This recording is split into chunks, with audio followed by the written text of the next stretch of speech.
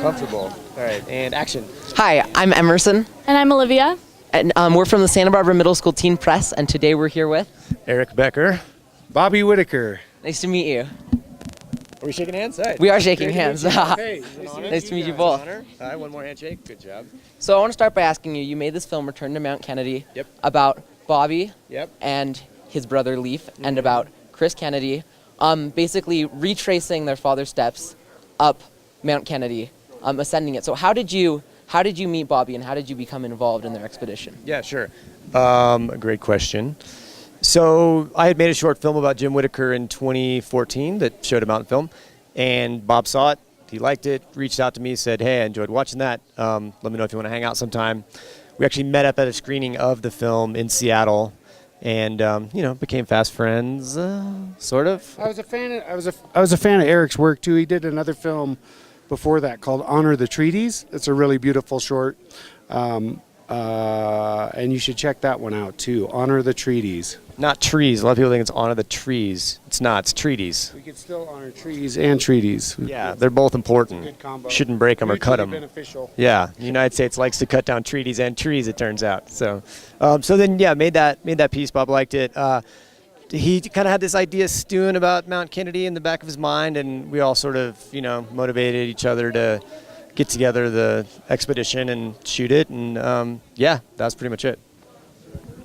Okay, this is a question for Bob. You in the film, you referred to your father as a kind of superhero. What was it like to grow up with a father who had made such achievement? It was, I say, very influential. He was a really, really good father figure, but I also, there was a separation there, so I went and lived with my mother. So for me, this was sort of an experience of kind of like going back and revisiting that sort of familial relationships. But more than anything for me, the film was about the less traveled path, and also promoting conservation and adventure, and letting people know that you don't have to go get in a lineup to do that. You just kind of find a cool story and follow it. So early in your life, you were the tour manager for a couple of punk bands. Yeah. How Manager, actually. But manager. Then I did both. I wore both hats. Yeah. Nice. So how do you think that sort of that atmosphere of punk and that environment helped you push through this challenge of summiting Mount Kennedy?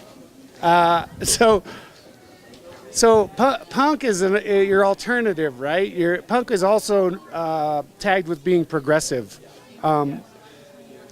And then it feeds into it dovetails well with that less traveled path concept. I've always been pretty fiercely independent, but I like to be a part of things.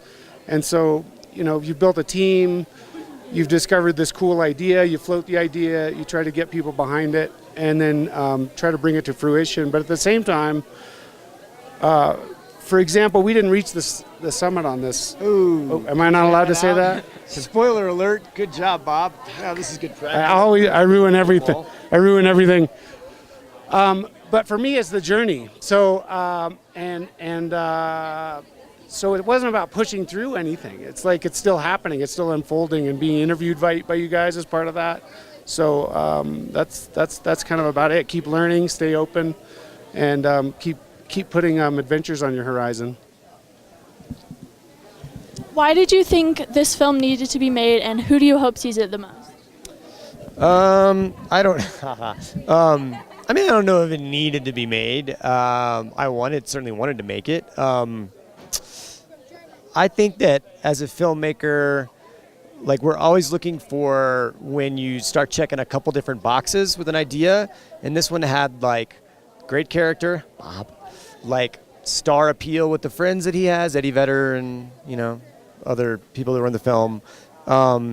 There's an actual narrative built in. We're going to go climb a mountain. You've always got a beginning, a middle, and an end. And there was this kind of beautiful relationship between all the people that we were examining. So I wanted to make it mainly because I thought it had all the kind of raw materials that needed to be there to make a good film. When I started it, I knew from day one it was going to be about Bob Whittaker, but I didn't really talk to him about that until a couple years into the filming. So, I think we're on the same page now. Finally. Called the bait and switch. Yeah, bait and switch. That's the word I was looking for. Yeah, Can I speak to that question a little bit? Can you tell me? Like, why did it need to be made, and who do you hope sees it? My mom saw it last night, so that's. I feel like it needs to be made for all the reasons that were in Bobby Kennedy's speech, that Ripple of Hope speech. And I think that, now more than ever, I feel like the nation or the world's aching for some of those philosophies. And so here we are kind of trying to hit the reset button and remind people how close we were to such a great thing and such a beautiful thing, and some better balance and representation in politics and stuff like that. And I hope it inspires people to be interested in conservation, outdoor recreation, and giving back to the community and caring for the meek. It's like there's a ton of great messages in here for everyone. So with regards to mountaineering and with regards to life, what do you think your father was able to help you learn, and what do you think you had to learn on your own?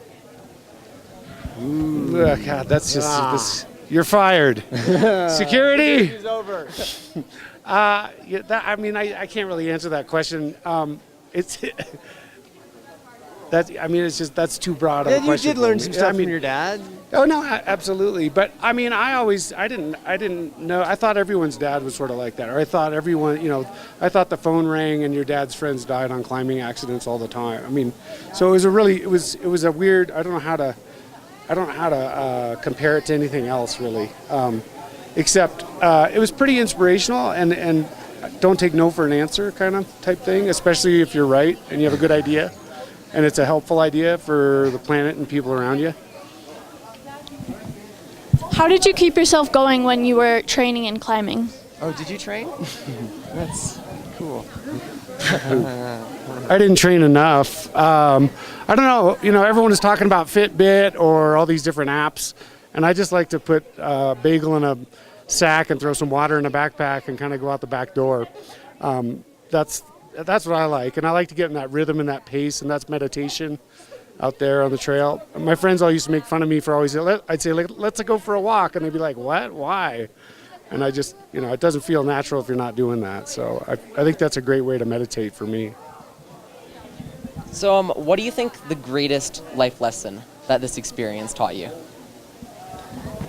Taught both of you.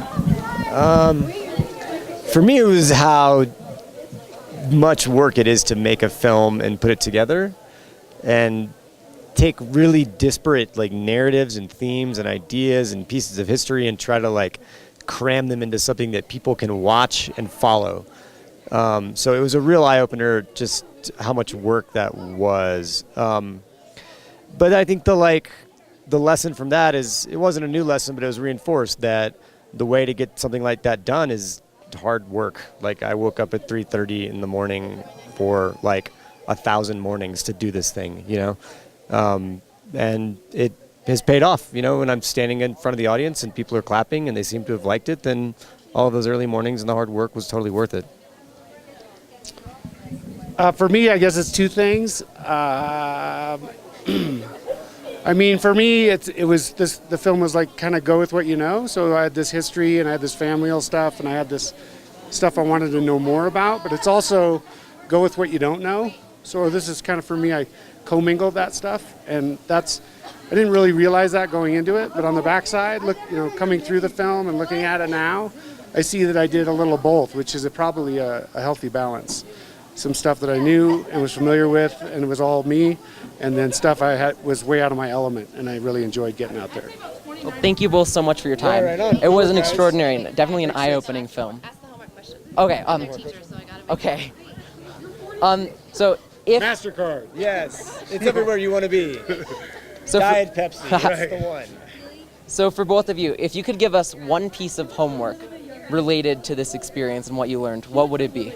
A piece of homework. Well, first off, I think homework is sort of pointless. I think they should keep the work at school. Why should you get stressed out by having to do all these things at home? That sets you up for a life of just being miserable, I think. Anyway, what was the question? Just kidding.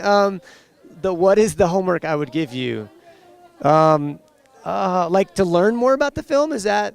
To learn about the film and to the lessons that you talked about that you learned while making. Well, let's just. I think that Bob was saying, that Bobby Kennedy's message is so powerful, and people that are my age, I'm 38, people that are my age don't even know a lot about him. You know, people that are your age probably know even less. So I think just reacquainting yourself with the tone of civility that he represented is something that's going to benefit everybody for our current political kind of situation. So, yeah. And 20 push-ups. I want you to do 20 push-ups. Your homework assignment is don't stare at your belly button too much. Go out and either join a nonprofit, find some group or some sort of thing or a trail that needs help or a person, and do that. And don't talk about, just work hard at it. Don't talk about it too much. Yeah, and don't worry about the outcome. Like, just worry about the process. You know, like when you're making a film, if you're like worried about what the eventual film is going to be, you're not going to make the film, right? Instead, you think about what are you doing every single day to push it forward. It's the same thing that Bob does with the rail trail. It's the same thing, the same way that Jim has approached mountaineering. So, you know, don't get too in your head. Just go do stuff. Give back. Yeah, that too. Thank you so much for your time. Right on. Thank you, guys. Thanks. Are we Thanks, shaking you hands guys. That again? was good. Sure. I like the gum chewing. Yeah, very. That was a hit. Very on message. I mean it.